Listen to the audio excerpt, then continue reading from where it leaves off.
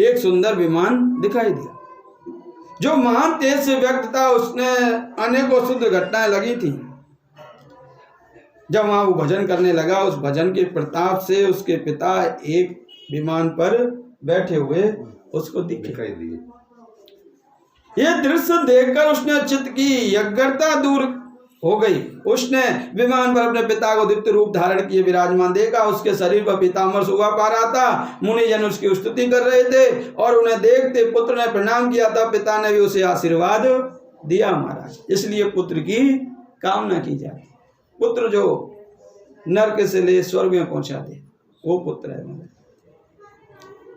तत्पश्चात उसने पिता से कहना आरंभ किया, बेटा देवयोग, मेरे निकट गीता के 3रे अध्याय के पाठ करने से तुमने इस शरीर द्वारा किए हुए दुष्कर कर्म बंधन से मुझे छुड़ा दिया। दुष्कर मतलब हम परिवार के लिए क्या नहीं करते हैं, उनकी इच्छा पूरी करने के लिए हम दूसरे की गर्दन भी काट दें। कैसे भी करके इच्छा पूरी होनी चाहिए। पर क्या वो गर्दन काटने के साथ में वो आपके शामिल है? परिवार वाले आपके शामिल हैं? बोले नहीं है। पर क्या है? पर करना पड़ रहा है। तो शास्त्र कह रहा है ऐसा मत लाओ जिससे दूसरे का काट के हम अपने परिवार की इच्छाओं को पूरी करें, क्योंकि उसमें आप ही खुद बंध रहे हो, परिवार का कोई नहीं बंध रहा है। क्या हुआ, जो वाल्मीकि जी जो थे, जिसने रामायण लिखी, वाल्मीकि वन के अंदर पशुओं को मारते, बहुत बड़े डाकू थे, लुटेरे थे, लूटते लोगों को। कोई जाता है व्यापारी तो उसे लूट लेते।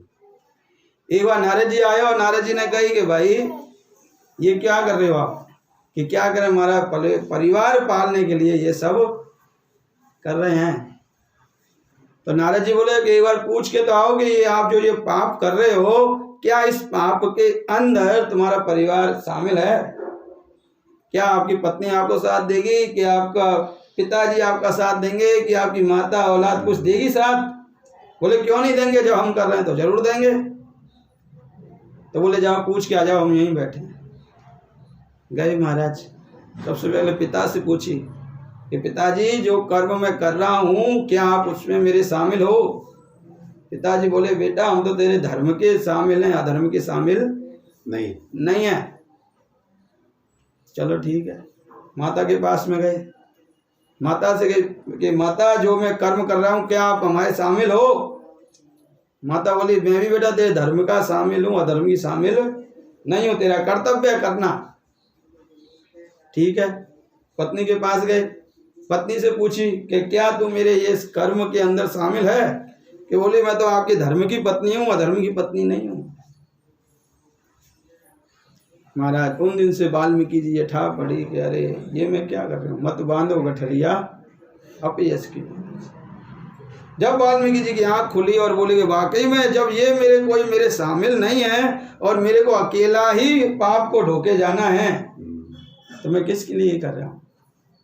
उस दिन से छोड़ दिया महाराज। और वही वाल्मीकि कहते हैं कि उल्टा नाम जपते ही जाना और वाल्मीकि हुए ब्रह्म समाना।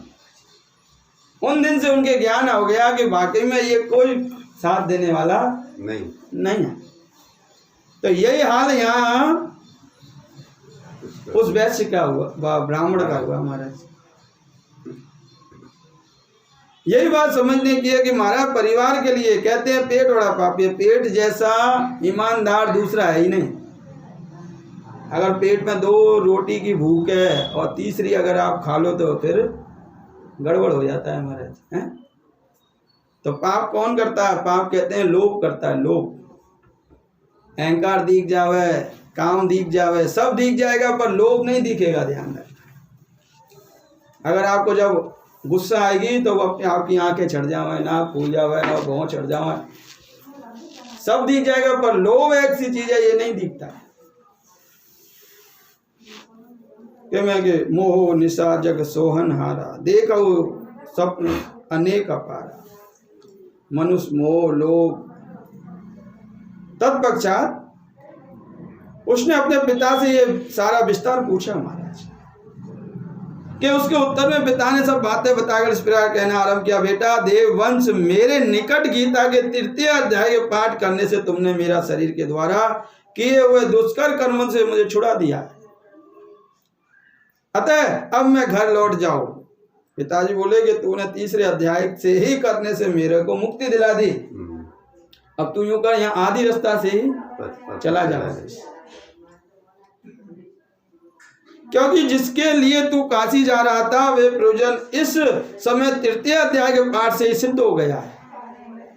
हम फालतू में घूमे गए हैं, कभी तो काशी जावे, कभी मथुरा जावे, कभी हरिद्वार जावे, और वहां जाके भी हमने अगर मन सा वाचा कर्मणा से शुद्ध नहीं हुए और खूब स्नान कर लिया है तो वो सब गया भी था। और वही चीज अगर हमने घर बैठे अगर मन सा वाचा कर्मणा से कर लिया तो महाराज वही कहते हैं मन चंगा तो कठौती में गंगा है। तो पिता के यूं कहने पर पुत्र ने पूछा, तात मेरे हित के उपदेश दीजिए तथा और कोई कार्य जो मेरे लिए करने योग्य हो तो बतलाइए। बेटा क्या कह रहा है? बेटा कह रहा है कि पिताजी मेरे हित के लिए और कोई कार्य बताओ।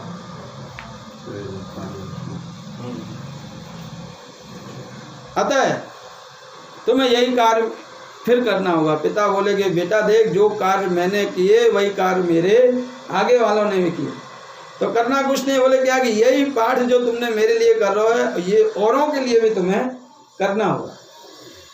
देखो कोई भी चीज हो, भक्ति बड़ी सरल भी है और बड़ी कठिन भी है, खाली इसको अपन को रिपीट करना है। रिपीट मतलब जैसे पुराने रैदास जी, कबीरदास जी, मीराबाई जी, अगर उन जैसे हम बन नहीं सके तो उनकी राह पे चल तो सके, तो उनको अपन को रिपीट करना और कुछ नहीं करना।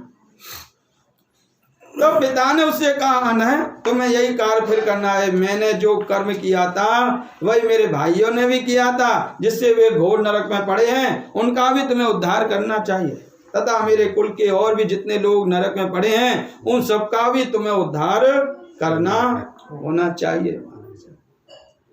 यही मेरा मनोरथ है। बेटा जिस साधन के द्वारा तुमने मुझे संकट से छुड़ाया है उसी को अनुष्ठान औरों के लिए भी करना उचित है। उसका अनुष्ठान करके उससे होने वाला पुण्य उन नार के जीवों के संकल्प के लिए कर दो। क्या है कि हमें दिमाग की खिड़की और मन का पर्दा खोल के किसी पुरुष महापुरुष के सामने जब हम विराजमान हो जाए तो वो हमारे जो मन में गांठा जो या करें वो सब खुल के जो उलझी हुई रस्सी है वो सुलझ जाए, और उसी सुलझी हुई रस्सी को हम उस पुण्य को आगे दान कर देते हैं तो जो नरक में पड़ा हुआ जो तड़प रहा है वो हमारा वहां से छूट जाए। समस्त पूर्वज मेरी ही तरह यातना मुक्त हो स्वसंकल्प से श्री विष्णु परम पद को प्राप्त हो जाएंगे। पिता का ये आदेश सुनकर पुत्र ने कहा, तात यदि ऐसी बात है और आपकी भी ऐसी रुचि है तो समस्त नार के जीवों के नरक से उद्धार कर दूंगा। ये सुनकर पिता बोला, बेटा एक मस्तु मतलब तुम्हारा कल्याण होगा। मेरा आनंद प्रिय कार्य संपन्न हो गया। इस प्रकार पुत्र को विश्वास देकर उसके पिता भगवान विष्णु के परम धाम को चला गया। तत्पश्चात वह भी लौट कर जन स्थान में आया और परम सुंदर भगवान श्री कृष्ण के मंदिर में उसने समक्ष बैठकर पिता के आदेश अनुसार गीता के 3 अध्याय का पाठ करने लगा। उसने नार के जीवों का उद्धार करने की इच्छा से गीता के पठित सारा पुण्य संकल्प करके दे दिया महाराज। इसी बीच में भगवान विष्णु के दूत यातना भोगने वाले नर के जीवों को छुड़ाने के लिए यमराज गए। यमराज ने नाना प्रकार से सत्कार से उसका पूजन किया और कुशल पूछी। इधर जब महाराज उस लड़के ने, उस ब्राह्मण के पुत्र ने अपने घर आकर जब ऐसा कार्य किया तो उनके परिवार के जितने भी नरक में पड़े थे वो नरक को जीवों को छुड़ाने के लिए यमराज के दूत वहां भगवान विष्णु के दूत यमराज के पास पहुंचे। तब विष्णु के दूतों ने यमराज से कहा, यमराज, शेष शैया पर शयन करने वाले भगवान विष्णु ने हम लोगों को आपके पास भेजा है कि नरक में पड़े हुए समस्त प्राणियों को छोड़ दो। कहते हैं कि एक तीली रुई का ढेर जितना भी हो वो एक तीली जला देती है, ऐसे ही भगवान का नाम आपके जन्म जन्म के जितने भी पाप हों वो सब जला देता है, पर करने वाला होना चाहिए। अमित तेजस्वी भगवान विष्णु का यह संदेश सुनकर यम ने मस्तक झुकाकर उसे यमराज स्वीकार किया और मनी मन को सोचा। तत्पश्चात मंदोभक्त नार के जीवों को नरक से मुक्त करने के साथ ही वे भगवान विष्णु के पास स्थानों को चले गए। यमराज श्रेष्ठ विमान के द्वारा वहां क्षीर सागर में पहुंचे महाराज। इधर तो दूत उन नार जीवों को ले गए, इधर यमराज भी भगवान के पास में स्तुति करने पहुंचा महाराज। देखो यमराज है कौन? यमराज अपनी मर्जी से दंड नहीं देता है। कोई भी देवता किसी को अपनी मर्जी से दंड नहीं देगा। तो कैसे देगा महाराज? तो वो देगा कि जैसा मनुष्य कर्म करेगा वैसा उसकी कॉपी में लिख जाता है। भगवान देखो कुछ नहीं करते हैं। भगवान दो ही कार्य करते हैं कि एक तो जन्म दे देते हैं, जन्म के बाद में मनुष्य जैसा सदगति करता है उसके बाद में भगवान फिर उसको वैसा ही स्वरूप दे देता है। और कॉपी और पेन हाथ में दे रखा है कि जैसा तू कर्म करेगा वो वहाँ में लिख रहा है। फिर यमराज और चित्रगुप्त जी उसी के अनुसार उसको उस लोक में भेजते हैं और फिर वो कार्य करता, सृष्टि का चक्र ऐसे चलता रहता है। यहाँ लिखा है कि जब यमराज पहुंचे और स्तुति कर रहे हैं, यमराज बोले संपूर्ण जगत का निर्माण करने वाले परमेश्वर आपका अंतःकरण अनंत निर्मल है महाराज। भगवान जैसा निर्मल कोई नहीं है। भगवान तो दुष्ट को भी अपना ले। कैसे? के विभीषण रावण का भाई था, तो सुग्रीव ने कही कि महाराज दुष्ट को भाई आ रहा है, क्या करना चाहिए? कैद कर लो, बंदी बना लो। बोले कि नहीं। बोले क्यों? क्योंकि निर्मल मंजन सो मोह पावा और मोह कपट अति छिद्र होगा। यहाँ तो वही आ सके जो निर्मल मन होगा। कपटी आदमी तो यहाँ बैठ ही नहीं सकता महाराज। वो तो क्या कई महाराज के फालतू की बातें हैं। या तो वही सुनेगा जो निर्मल मन होगा, बाकी समझना बड़ा कर रहा काम। तो कहने कि भगवान का मन है निर्मल। तो वो कह रहे हैं यमराज भगवान विष्णु से, हे संपूर्ण के जगत का निर्माण करने वाले परमेश्वर आपका अंतःकरण बड़ा निर्मल है। आपके मुख से ही वेदों का प्रादुर्भाव हुआ है। आप ही विश्व रूप और इसके विधायक ब्रह्मा है। आपको नमस्कार करता हूं। अपने बल के वेग के कारण ये अनंत दुर्गम प्रतीत होते हैं। ऐसे दानवेंद्रों का विमान चूर्ण करने वाले भगवान विष्णु को हम नमस्कार करते हैं महाराज। सही बताओ तो ये समय अवश्य आना चाहिए। तो जो अभी समय चल रहा है वर्तमान में, ये समय बहुत अच्छा है। आपको भी महाराज बहुत अच्छे कैसे? क्योंकि मनुष्य इंसानियत भूल चुका, भगवान को भूल चुका। कहता मेरे से ज्यादा कोई है ही नहीं। पर इस समय ने मनुष्य को, जीव को 4 चीज सिखा दी महाराज। पहली चीज तो पवित्रता सिखा दी है।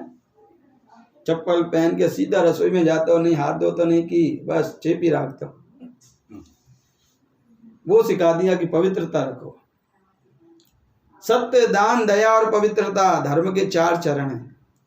सत्य बिल्कुल भूल चुको, दान भी बिल्कुल भूल चुको, पवित्रता भी बिल्कुल भूल चुको और दया भी भूल चुका था महाराज।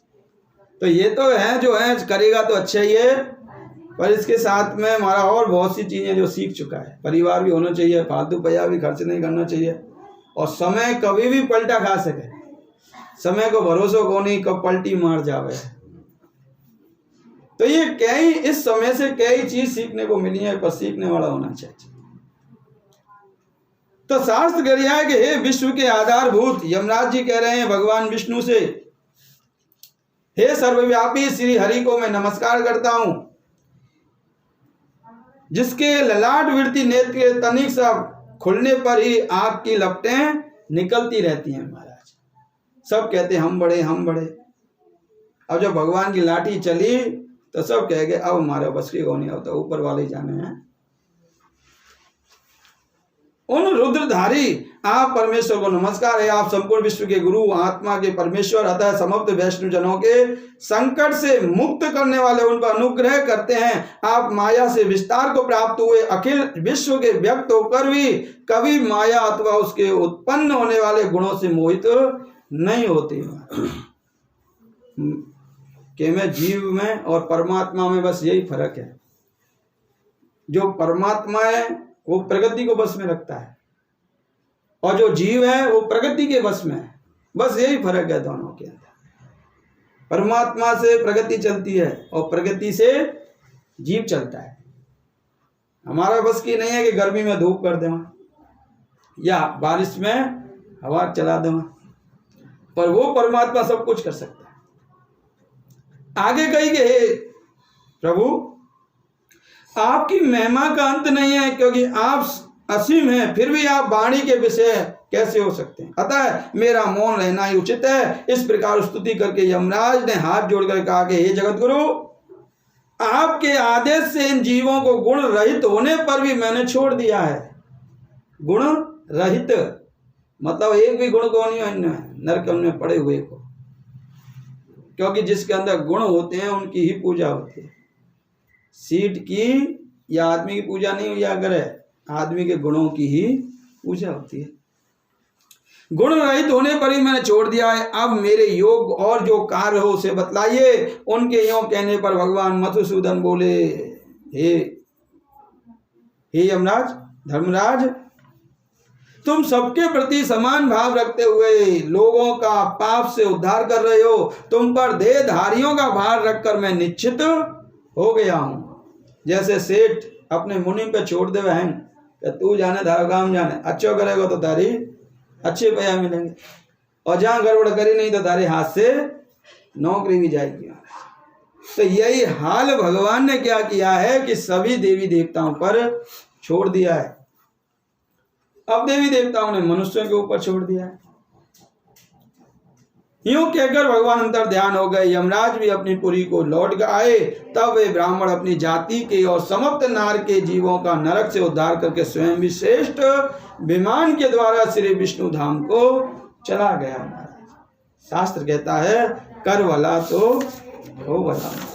अगर हम भला करेंगे तो कोई ना कोई किसी ना किसी रूप में आकर अपने आप आपके समीप आ जाएगा, और वही भगवान का स्वरूप है। भगवान नहीं आएंगे चार हाथ लगा के, कोई प्राणी आपके सामने आ जावे और आपको अच्छी बात बता के चला जावे, समझ लो वही भगवान का स्वरूप। कल ही हमने बताया आपसे कि भासे भूमि और गा से गगन, बा से वनस्पतियां और ना से नर नारी। भगवान का यही मतलब है कि भूमि के ऊपर, गगन के नीचे, वनस्पतियों के बीच में जो नर नारी घूम रहे हैं, यही भगवान का स्वरूप है। अगर इनकी अच्छी तरह हमने कहना मान लिया, इनसे प्रेम से चल लिए, तो समझ लो भगवान की सेवा हो। तो इस पर महाराज कहते हैं, भगवान कृष्ण अर्जुन से कह रहे हैं कि हे अर्जुन, कि जैसे मनुष्य पुराने शरीर को त्याग कर, पुराने वस्त्रों को त्याग कर नए वस्त्रों को धारण करता है, ऐसे ही ये जीव आत्मा जो है पुराने शरीर को त्याग कर नया शरीर धारण कर लेती है। अब वो कौन से धारण करे, वो कर्म के ऊपर है। अब जैसे आप कोई बर्थडे की पार्टी में जाना है तो वैसे कपड़े पहनोगे, शादी में जाना तो शादी में पहनो, नेतागिरी में जाना तो नेतागिरी के कपड़ा पहनोगे, और कहीं वैसी सभा में जाना तो सभा जैसे कपड़ा पहनोगे।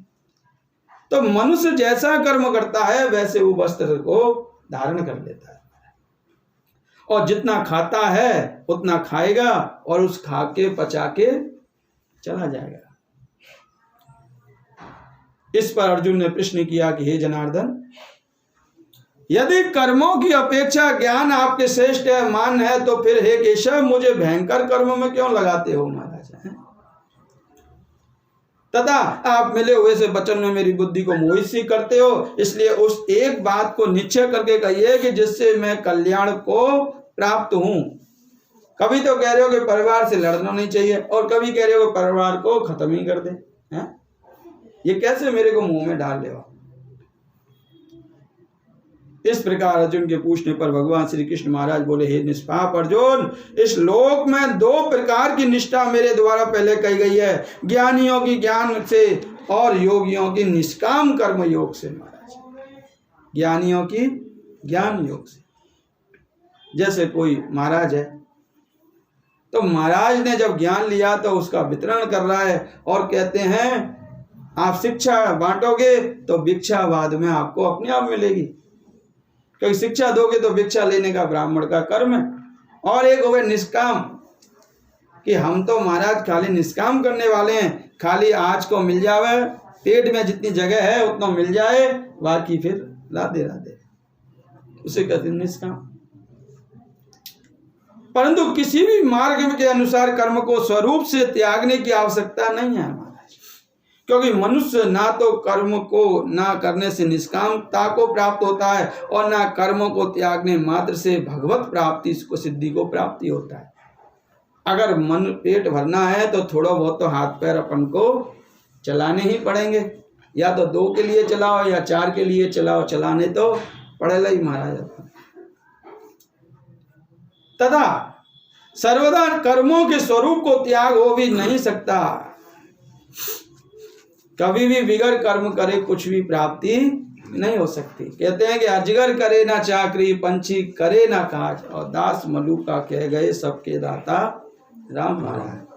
अजगर को भी अगर पेट भरना पड़ता है तो वो भी सरक सरक के महाराज जानवर के पास में पहुंच जावे और सटक जावे अंदर। पक्षी को भी उड़ के अपने घोंसले से जाना पड़े और चुप के खेत में से ला के फिर वो आ रहा अपने बच्चों के पेट भरता है। निसंदेह सभी पुरुष प्रकृति से उत्पन्न हुआ गुणों द्वारा परवंश हुए कर्म करते हैं, इसलिए जो मूढ़ बुद्धि पुरुष कर्म इंद्रियों को हट से रोककर इंद्रियों के भोगों में मन से चिंतित करता रहता है, वे मिथ्याचारी अति दम्भी कहा जाता है। कौन सो मिथ्याचारी? जो कर्म से अपनी इंद्रियों को समीट है कि कई है भाग में हो ही तो मिल जाए, भाग में हो ही तो मिल जाए। तो भाग वाला मनुष्य तो रोता ही है महाराज, क्योंकि भाग कर्म से भाग बनता है। कर्म करोगे तो भाग्य है, भाग नाम की कोई चीज है ही नहीं।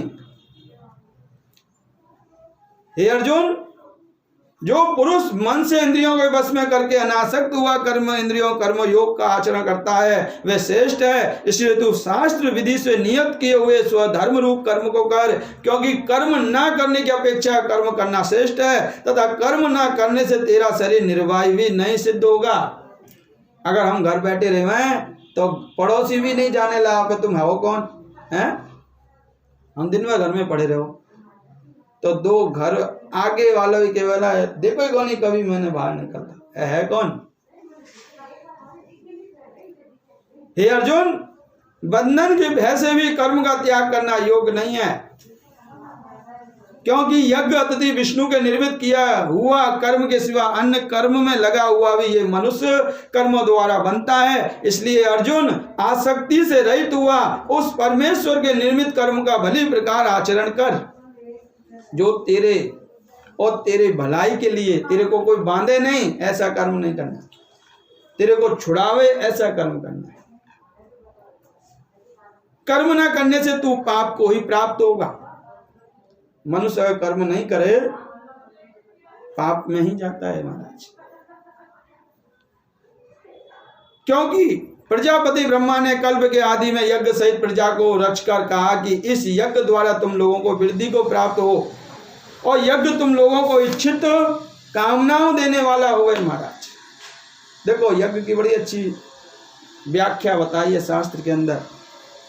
जब तक अपन यज्ञ नहीं करें, यज्ञ मतलब स्वाहा स्वाहा, तो वो स्वाहा स्वाहा की अग्नि जब तक हवा में नहीं जावे तो ये आकाश में परिवर्तन नहीं होगा,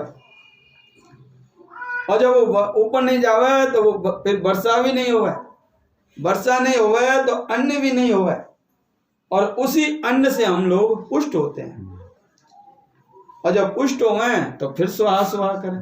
तो कहते हैं कि दोनों हाथों से तालियां बजती है, हम देवताओं के लिए करते हैं और वो देवता फिर हमारे लिए करते हैं। हे अर्जुन, परंतु जो मनुष्य आत्माहीन प्रीति वाला और आत्मा में ही तृप्त तथा आत्मा में ही संतुष्ट हुए, उसके लिए कोई कर्तव्य नहीं है। आत्माराम, जो गाड़ी एक जगह बैठ जाए माला लेके और कहे कि आए तो ठीक और नहीं आए तो डबल ठीक, हम तो खाली सबकी भलाई के लिए ही जी रहे हैं महाराज, उससे कहते हैं परमहंस आत्माराम। शास्त्र कहता है चिंता करोगे तो मिलेंगी बीमारी, चिंता करोगे तो मिलेंगे बीमारी, और चिंतन करोगे तो मिलेंगे बिहारी, मानो तो मौज है वरना समस्या हर रोज है महाराज। नजरें बदली तो नजारे बदल गए, और कश्ती ने रुख बदला तो किनारे बदल गए। तो यहाँ बताइए कि प्रतिदिन आत्माराम, कर से कर्म करो विधि नाना, और मन राखो जहाँ कृपा निधाना। हाथ पैरों से इंद्रियों से कर्म करते रहो और इस मन को परमात्मा के चरणों में लगा दो। इस संसार में उस पुरुष का किए जाने से भी कोई प्रयोजन नहीं है, और ना किए जाने से भी कोई प्रयोजन नहीं है, तथा इसका संपूर्ण भूतों में कुछ भी स्वार्थ का संबंध नहीं है, तो भी उसके द्वारा केवल लोक हित तार्क कर्म किए जाते हैं महाराज। अकेला है, जैसे अपने जोगी जी ले लो, मोदी जी ले लो, कौन है? अकेला है, पर इस रूप में कोई ना कोई आया हुआ है। अपने लिए नहीं कर रहे हैं, संसार के लिए कर रहे हैं। तो क्या हुआ? हितकार, सबके हित के लिए, जिससे तू अनासक्त हुआ निरंतर कर्तव्य कर्म का अच्छी प्रकार आचरण कर, क्योंकि अनासक्त पुरुष कर्म करता हुआ परमात्मा को प्राप्ति ही होता है महाराज। चाहे लोग पीछे ला रखी भी भोगता रहे, पर कर तो सबकी भलाई के लिए रहा है। तो ऐसा मनुष्य क्या होगा? वो परमात्मा को ही प्राप्त होगा महाराज।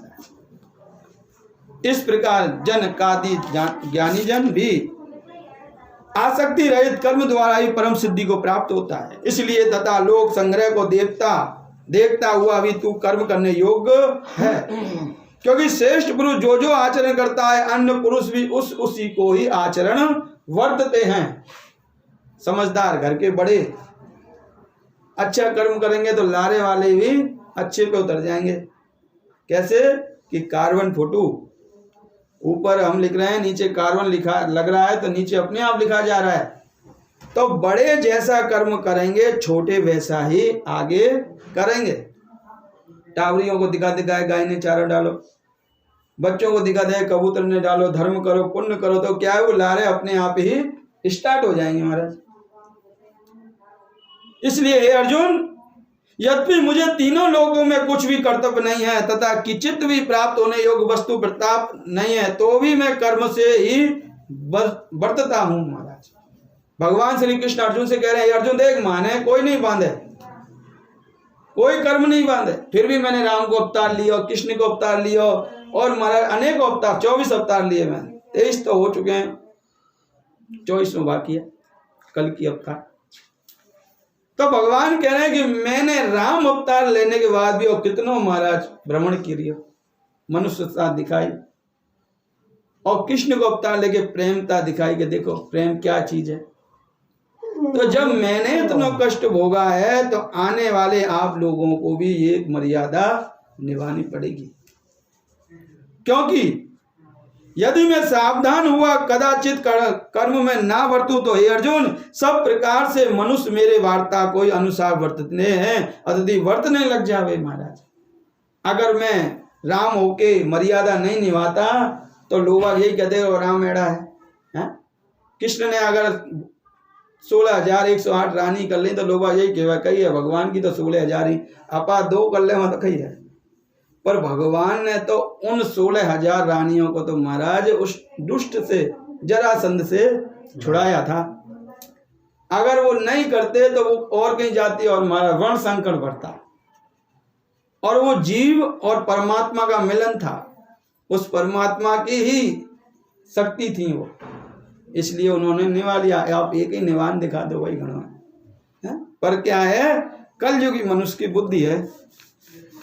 तो शास्त्र कह रहा है कि हे अर्जुन, अगर मैं सही नहीं वर्तूं तो लोग मेरे जैसा ही वर्तने लग जावे, तथा यदि मैं कर्म ना करूं तो ये सब लोग भ्रष्ट हो जाएं और वर्ण संकर का करने वाला हूं, तथा इस सारी प्रजा का हनन करने अतिथि मारने वाला बनूं महाराज।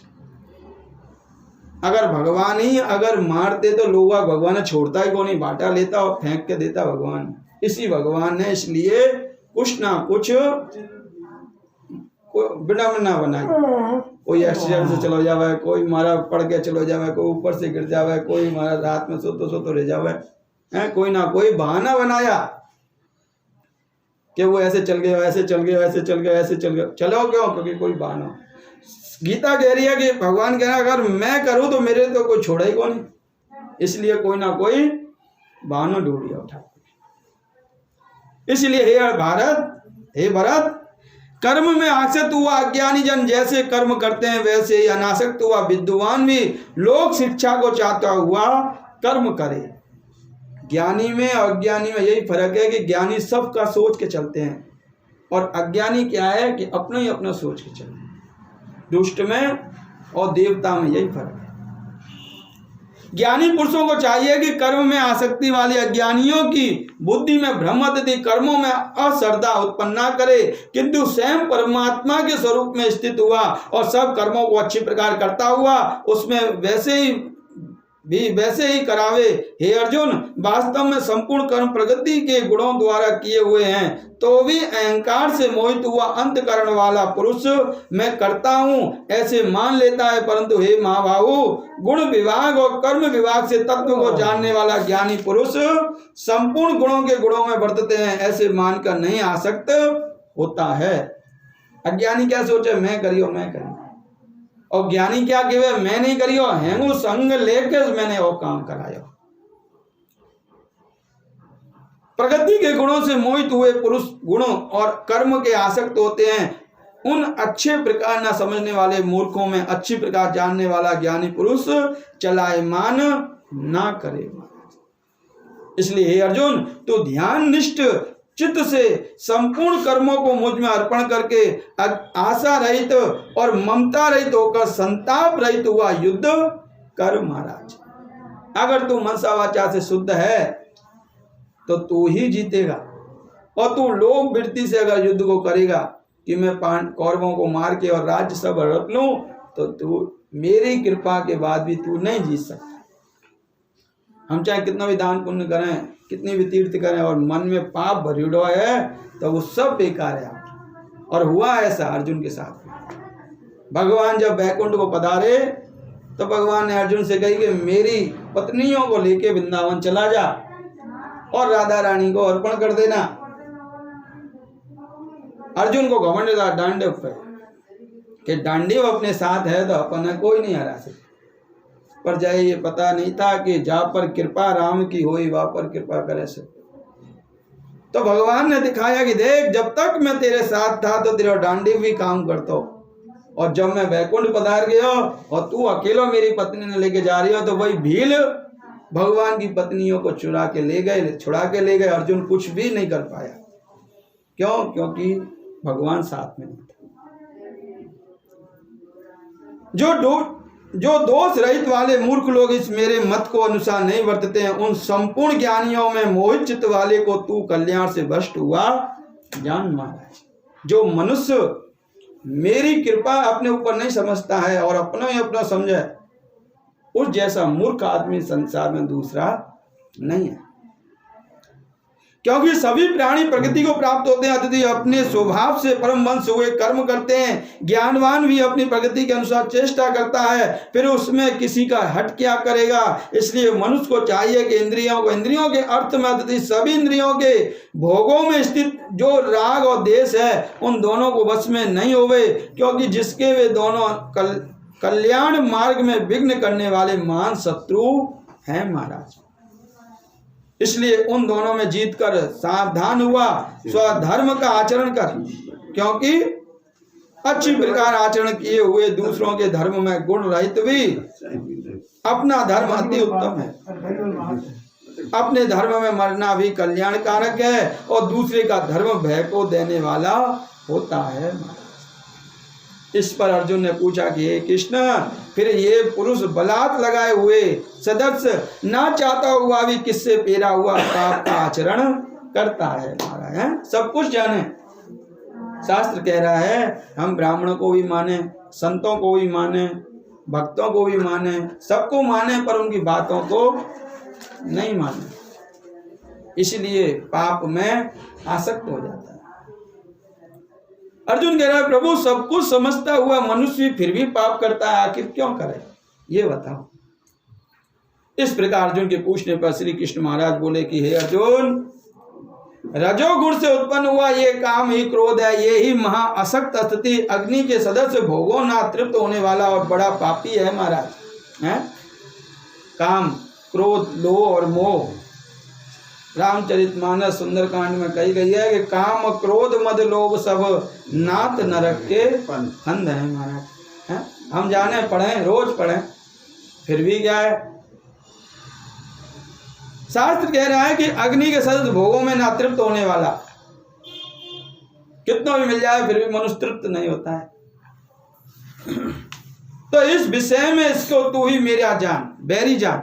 जैसे धुएं से अग्नि और मल से दर्पण ढका जाता है तथा जैसे जेठ से गर्भ ढका हुआ है, वैसे उस काम के द्वारा ये ज्ञान ढका हुआ है महाराज। है हम यहाँ बैठे, हमारे बीच में पर्दा लगा दिया जाए तो नहीं हम आपको देख सके और नहीं आप हमको देख सके, तो वो अज्ञानी रूपी पर्दा जब हट जावे तो किससे हटेगा? बोले कि जब तक सत्संग नहीं करोगे जब तक वो पर्दा हटने वाला नहीं है। चाहे आप मंदिर कितने ही बार जाओ, दिन में 5 बार चले जाओ, हैं तीर्थ 10 बार चले जाओ, फिर भी अज्ञान रूपी पर्दा हटने वाला नहीं है। तो कहाँ से हटेगा? बोले कि सत्संग के साबुन से हटेगा महाराज। किसी महापुरुष परमहंस के सत्संग को सुनोगे नहीं जब तक वो पर्दे हटने वाला नहीं है। इसलिए भागवत के अंदर चीर हरण जो लीला है, कोई कहेगा क्या हुआ, कृष्ण ने तो गोपियों को चीर हरण कर दिया है, कई बात को भगवान, अरे वो चीर हरण नहीं, वो अज्ञानी रूपी चीर हरण था। उन गोपियों का अज्ञानी रूपी चीर हरण करिया कि हम और आप एक हैं, हम अलग है ही नहीं। अरे जब किसी को कृष्ण मिल गया तो फिर दो कैसे? एक सादे शब्द सदे और शब्द सादे शब्द जाए। भगवान ने बताई कि जब हम आपको मिल गए तो गोवर्धन पूजा क्यों करो? है वही हाल इन मनुष्यों को, माता पिता जैसे अपन मिल जाओ हैं। गृह दशा किने लगे जो घर वाले ने नहीं पूछे महाराज। ज्योतिष की बात है, जो अपने घर वालों को नहीं पूछता है वो गृह ज्योतिषों पे जा जाके पूछे। पर जब ज्योतिष कही है कलयुग में तो महाराज आन दो ज्योतिष केवल वो 5,000 की पूजा कराओ, 10,000 की, 15,000 की, 20,000 की, अभी गृह शांत हुआ। घर में तो माँ बाप रोटी तक नहीं देवा, वहाँ ज्योतिष जाके गृह की पूजा के लिए हजारों रुपया खर्च करे तो वो आगे खाटाऊ ही पड़ता रहे। तो बताइए घर के अंदर जब तक अपने माँ बाप को नहीं पूछोगे, सुभाषनी को नहीं पूछोगे और रिश्तेदारों को जब तक नहीं पूछोगे, जब तक वो गृह दशा आपके ऊपर मंडराती ही रहेगी। शास्त्र कह रहा है कि जीव आत्मा को मोहित करता है महाराज। वो जो मोह रूपी पर्दा है वही हमको खाडे में डालता है। इसलिए हे अर्जुन तू पहले इंद्रियों को बस में कर। ये शरीर जो है इसमें 10 दरवाजे हैं और वो 10 दरवाजों से अर्जुन से कह रहे हैं भगवान श्री, हे अर्जुन जब तक आप इन 10 इंद्रियों को और एक मन को कंट्रोल में नहीं करोगे जब तक इस संसार में आना भी तुम्हारा बेकार है। आप बिगर सींग और बिगर पूंछ के पशु हो। खाली भगवान ने दाढ़ी और मूंछ दे दी कि चलो इन्हें और दे दो, देने वाला तो यही था सींग और पूंछ, पर थोड़ा भयानक लगता है इसलिए दाढ़ी और मूंछ दे दी। फिर भी मनुष्य नहीं सुधरता है तो भगवान की लीला बड़ी विचित्र है। या तो भगवान पे ये संसार बनाना नहीं आया और या इन मनुष्यों को जीना नहीं आया। तो भगवान की लीला तो बड़ी अच्छा है, संसार तो बहुत सुंदर है, पर हम लोगों को जीना नहीं आया। जैसे हमको जीना चाहिए वैसा नहीं आ रहा है। और जीना किससे आएगा महाराज? कि फालतू पढ़ाई को छोड़ो, आप रामचरितमानस ले लो, गीताएं ले लो, भागवतें ले लो, 18 पुराण हैं जो, उनको एक बार आप रट लो बस, फिर देखो जीना क्या चीज है। हम फालतू की पढ़ाई घनी करें, वो करो वो करो वो करो वो करो, पर जो अच्छी पढ़ाई है वो हम नहीं ले रहे हैं। बस यही, हाँ बस यही कर। जीवन में रामचरितमानस अगर आपने पढ़ ली तो समझ लो आप अच्छी तरह जीना सीख जाओ। तो शास्त्र कह रहा है कि हे अर्जुन इंद्रियों को वश में करके ज्ञान और विज्ञान के नाश करने वाले इस काम पापी को निच्छा पूर्वक मार मारा। काम क्रोध मद लोभ सब। शास्त्र कह रहा है कि जब तक इस काम को नहीं मारोगे, जब तक आप यही भ्रमण करते रहोगे। गर्भवासकम दुखम ना भूतो ना भविष्यति, किसी ना किसी के गर्भ में आते ही रहोगे। जरूर थोड़ी मनुष्य के में आ जाओगे, कुत्ता में, मछली में, छुपकली में, किसी ना किसी गर्भ 84 लाख में भटकते ही रहोगे। तो कैसे छूटोगे कि बिगर हरि कृपा मिले नहीं संता। जब तक हरि की भक्ति नहीं करोगे, जब तक कोई महान पुरुष भी यहाँ पे मिलना बड़ा कठिन है।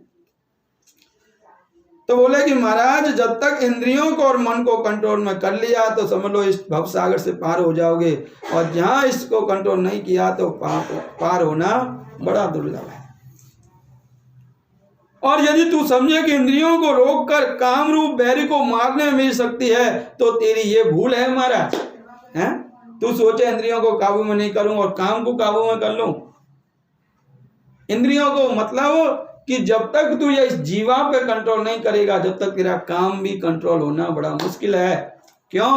क्योंकि खाने के बाद में फिर जोश आवे, अब फिर वो केवल किना किनी लड़ना चाहिए। है लड़ो महाराज, तो कम खाएंगे तो लड़ेंगे नहीं। तो खाना किस लिए? कि जीने के लिए खाना है, खाने के लिए नहीं जीना है। मोबाइल चलाना है तो बैटरी चार्ज करनी है, ज्यादा चार्ज कर ली तो फिर फटाका हो जाए महाराज। तो हे अर्जुन, क्योंकि इस शरीर में तो इंद्रियों पर श्रेष्ठ बलवान और सूक्ष्म कहते हैं, और इंद्रियों से परे मन है, और मन से भी परे बुद्धि है, और जो बुद्धि से भी अनंत परे है वे आत्मा है महाराज। देखो, नहीं तो शरीर को कल्याण हुआ है, ध्यान रखो, नहीं बुद्धि को कल्याण हुआ है और नहीं आत्मा को कल्याण हुआ है। तो कल्याण किसका हुआ है महाराज? कल्याण होता है सिर्फ मन का, क्योंकि मन के हारे हार है और मन के जीते जीत, और मन ही मिलावत राम से और मन ही करावे फजीत महाराज।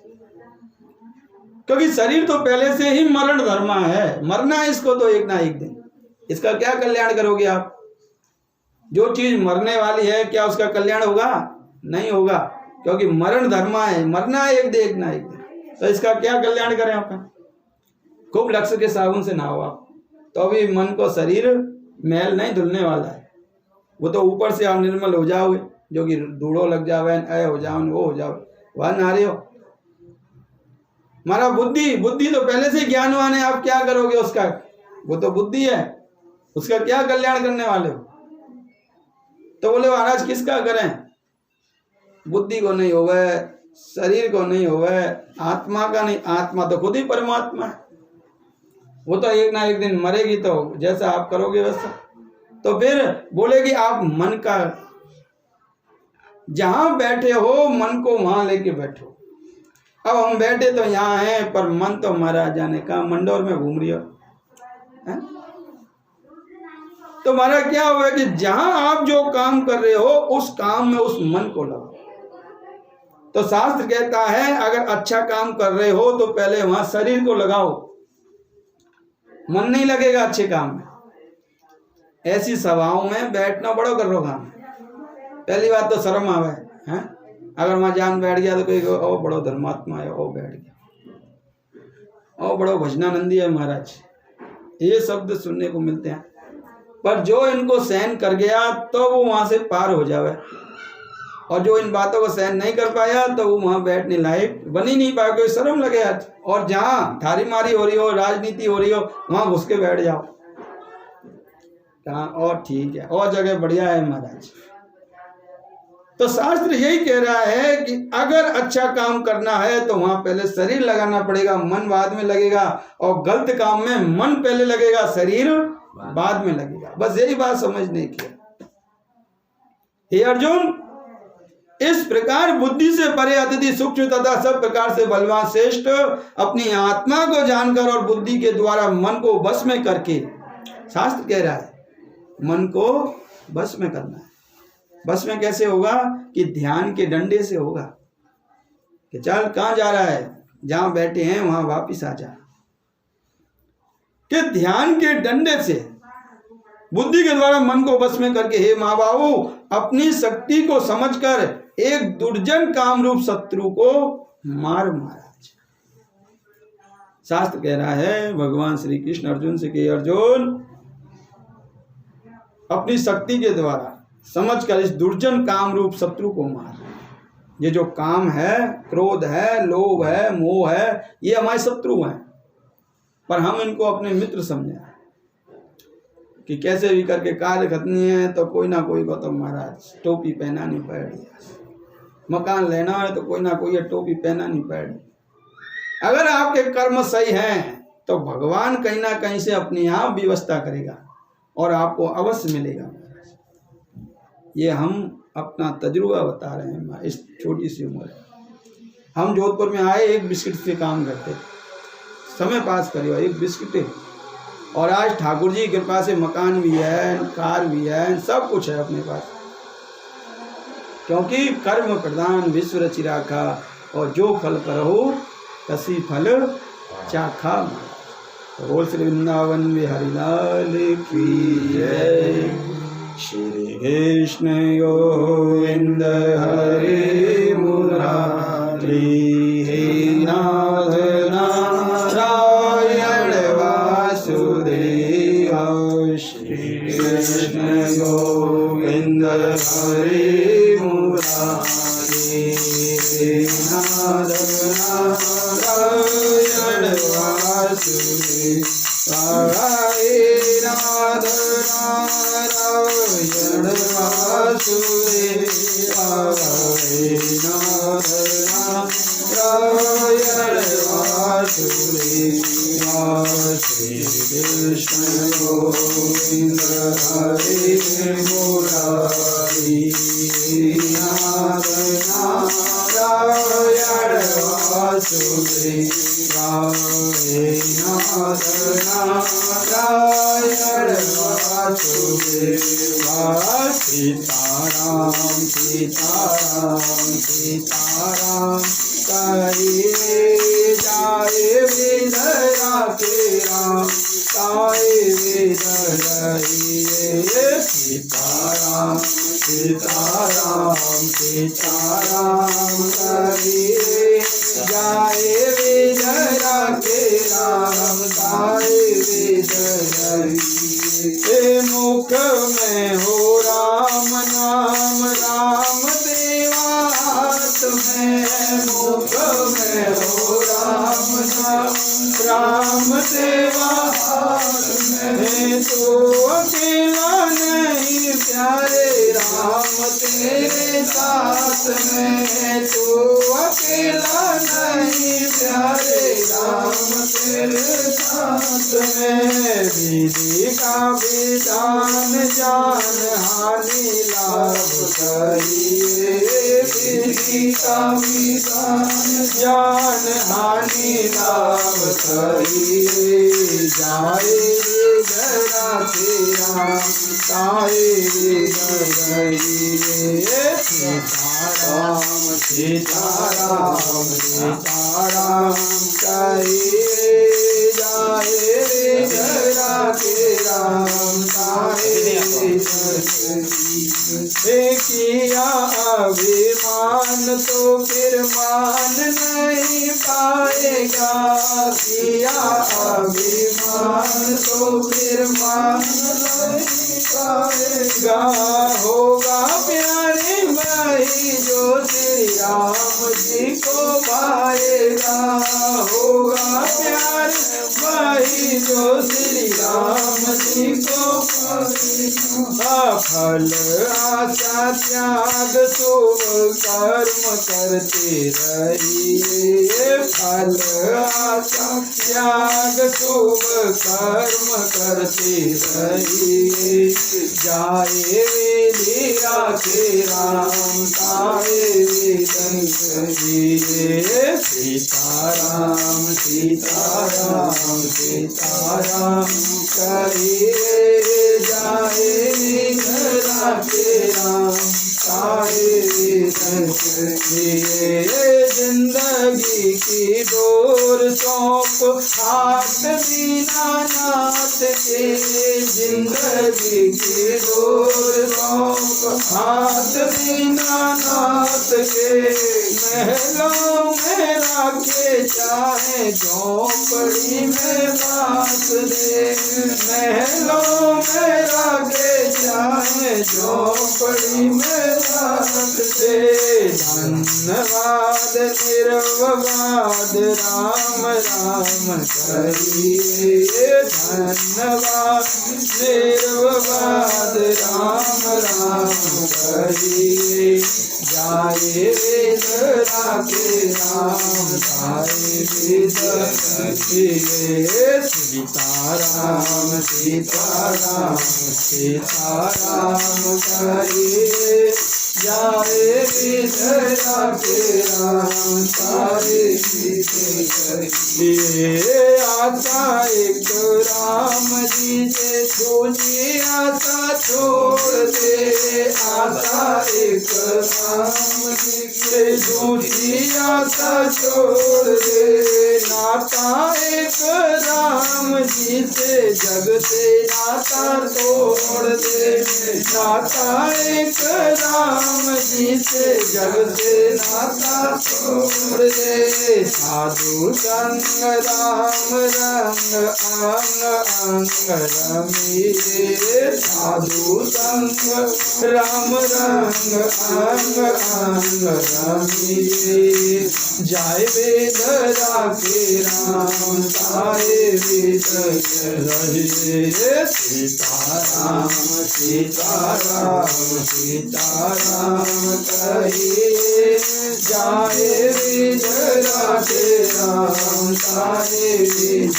करिए, जाए वेद राखे राम जाए वेद करिए। बोल श्री वृंदावन बिहारी लाल की जय, मोर मुकुट बंसी वाले की जय, राम सा पीर की जय, उमापति महादेव की जय, पवन सुत हनुमान जी महाराज की जय, गीता माता की जय, सभी देवी देवताओं की जय, अपने माँ पिता गुरुदेव की जय, सब संतन की जय, सब भगतन की जय, आज के आनंद की जय।